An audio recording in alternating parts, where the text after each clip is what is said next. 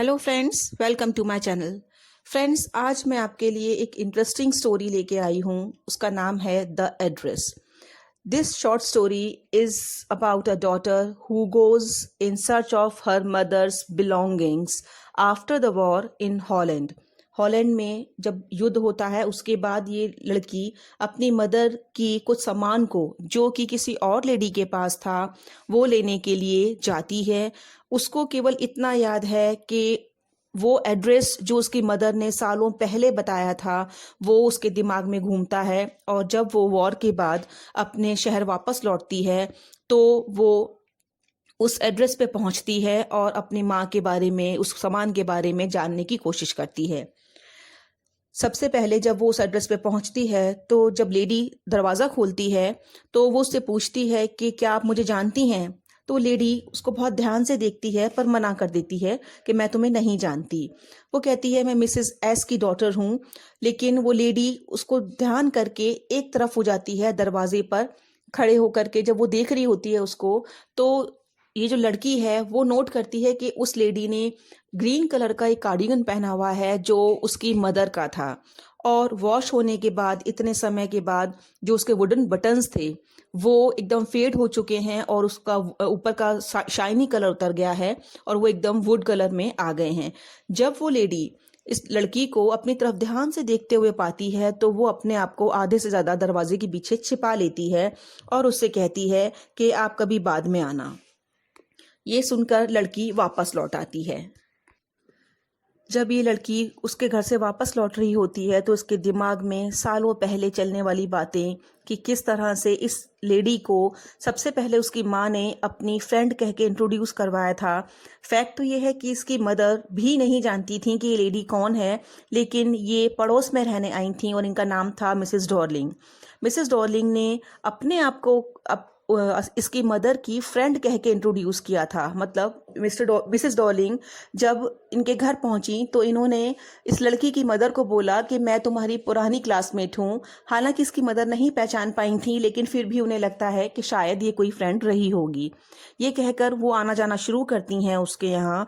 लेकिन वो उसकी मदर को ये कह कह के बार बार डराती थी कि कहीं ऐसा ना हो कि आपका सारा सामान आपको यहाँ से भागना पड़ जाए और आपके यहाँ इतना जो कीमती सामान है वो सारा बर्बाद हो जाए। She wanted to save all their nice possessions. लेकिन मिसेस डॉर्लिंग की जो चालाकी थी वो उसकी मदर नहीं समझ पाती हैं। धीरे धीरे वो मिसेस डॉर्लिंग उस घर में आती रहती हैं और हर बार जब वो जाती थी तो एक बड़ा बड़ा सूटकेस लेकर के, भर के सामान लेके जाया करती थी। एक बार जब वो सामान का सूटकेस भर के लेके जा रही थी तो जब वो दरवाजे पे ही थी तो लड़की ऊपर से उतर के आती है और वो उनकी पीठ देखती है और वो सिर्फ इतना महसूस कर पाती है कि वो एक बहुत चौड़ी पीठ की, एक ब्रॉड बैक वाली लेडी हैं।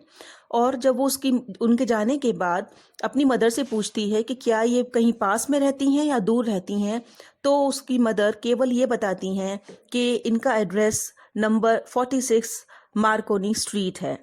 ये जो एड्रेस है नंबर 46 मार्कोनी स्ट्रीट, ये जो डॉटर है उसके दिमाग में छप जाता है।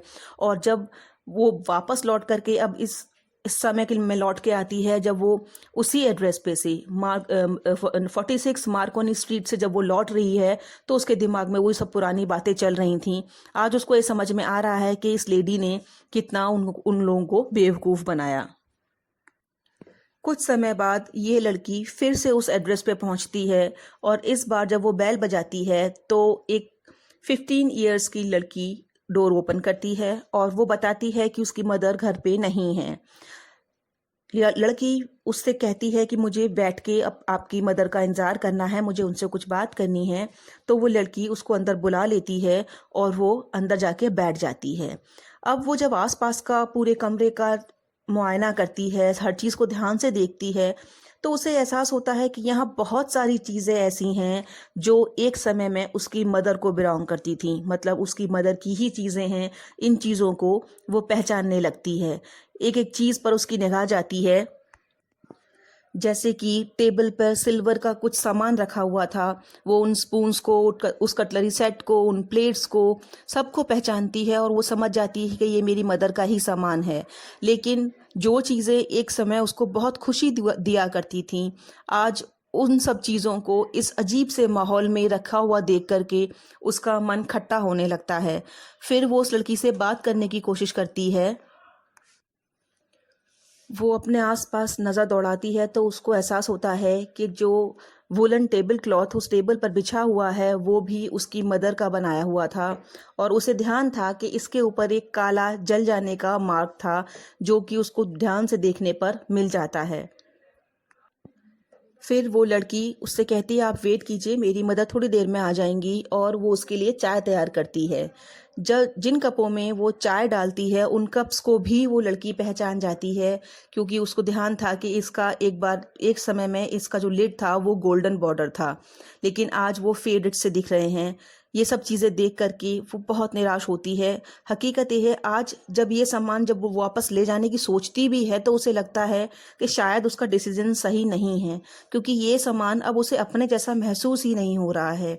इस अजीब से एटमॉस्फेयर में वो सामान अपनी जो आत्मीयता था, अपनी जो लगाव था वो खो चुका था। आज उस लड़की को ऐसा लग रहा था कि वो इसका सामान जैसे है ही नहीं। फिर वो अपने मन को समझाने के लिए वो ये सोचती है कि अगर मैं इस सामान को ले भी जाऊं तो मैं क्या करूंगी। मैं एक छोटे से मकान में रहती हूँ, छोटे से कमरे में, जहाँ इतनी सारी चीज़ों के लिए शायद कोई जगह है ही नहीं। ये सोच कर के वो खराब मन से वहाँ से उठती है और वापस अपने घर की तरफ चल देती है। बाहर निकल के उसकी नज़र फिर एक बार उस एड्रेस की नेम प्लेट पर पड़ती है। वो उस एड्रेस को दोबारा पढ़ती है, लेकिन तेज़ी से बाहर निकलकर अब गली में चल देती है अपने घर की तरफ। अब वो वापस पलटकर देखना ही नहीं चाहती, क्योंकि एड्रेस ठीक था, लेकिन शायद उस एड्रेस में बसने वाले लोग या उस एड्रेस के अंदर रखा हुआ वो सामान जो एक समय में उसकी माँ का था, जिससे उसको बहुत प्यार था, आज वो सामान अपना महत्व खो चुका था, अपनी इम्पोर्टेंस खो चुका था। शायद ज़िंदगी ऐसी ही है कि कभी-कभी सब कुछ सही होते हुए भी हमें ऐसा लगता है कि कुछ चीज़ें हमारे लायक नहीं रहीं। जब हालात बदलते हैं तो हमारी सोच भी बदलती है, और हालात के साथ-साथ हम नए-नए डिसीजंस लेना शुरू कर देते हैं। तो यही कहानी थी the address. Friends, I hope आपको ये कहानी पसंद आई होगी। प्लीज़ इसको लाइक और शेयर ज़रूर कीजिएगा।